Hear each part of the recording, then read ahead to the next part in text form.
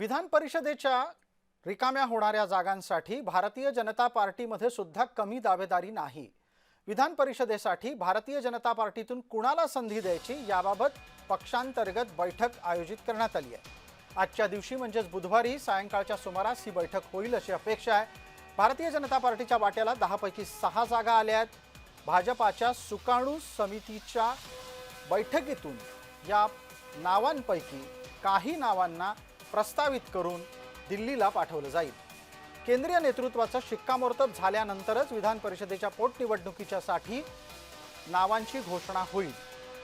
सध्या तरी प्रज्ञा सातव, माधवी नाईक, राजेश पांडे, रणजित सिंह निंबाळकर अशी काही प्रमुख नावं समोर येत आहेत। दरम्यान राम सातपुते, संजय काका पाटील, संजय केणेकर हे सुद्धा इच्छुक आहेत असं समजतंय। संदीप जोशी, दादाराव केचे यांच्या नावांची चर्चा असल्याचं समजतं।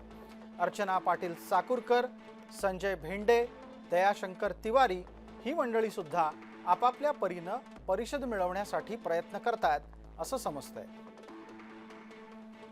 आपल्या सहकारी आणि प्रतिनिधी ज्योत्स्ना गंगणे आता आपल्या सोबत आहेत। ज्योत्स्ना, विद्यमान स्थितीमध्ये जी माणसं विधान परिषदेसाठी निवडली जातील त्याचा भाजपात निकष काय असेल? अगदी बरोबर आहे। आपण बघतोय की या ठिकाणी सर्वाधिक मोठा पक्ष आणि विधान परिषदेमध्ये सर्वाधिक जागा जर कोणाला मिळणार असतील तर त्या भारतीय जनता पक्षाला मिळणार आहे। त्या 6 पैकी 6 जागा मिळणार आहेत 10 पैकी। त्यामध्ये प्रज्ञा सातव, ज्या काँग्रेसमधून त्यांनी त्यांची विधान परिषद सोडून त्यांनी भाजपमध्ये प्रवेश घेतला होता, त्यामुळे सुरुवातीला प्रज्ञा सातव जे आहेत यांच्या नावावरती त्यांनी जेव्हा पक्षप्रवेश केला तेव्हाच शिक्कामोर्तब झाल्याचं सांगितलं जात होतं।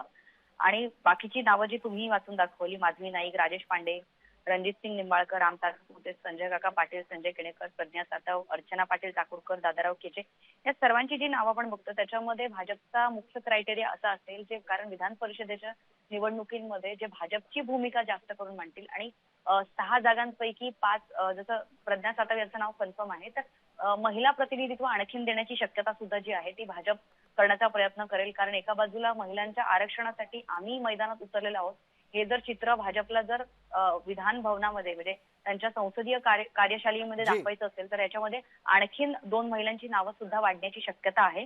आणि त्यामुळे 3 जागा महिलांसाठी आणि 3 जागा पुरुषांसाठी असं सुद्धा भाजपकडनं केलं जाईल असं सांगितलं जात आहे। त्याच्यामध्ये राम सातपुते जे आहेत ते भाजपची भूमिका मांडतात, त्याचबरोबर ते ज्या शेड्यूल कास्ट मधून येतात त्याच्यामुळे राम सातपुते जे आहेत त्यांना सुद्धा या ठिकाणी जे आहे ते संधी देण्याची शक्यता आहे। भाजप जे आहे ते ज्योत्स्ना, वेळेची मर्यादा आहे म्हणून आपल्याला थांबवतोय। तुर्तास धन्यवाद या सगळ्या तपशिलासाठी।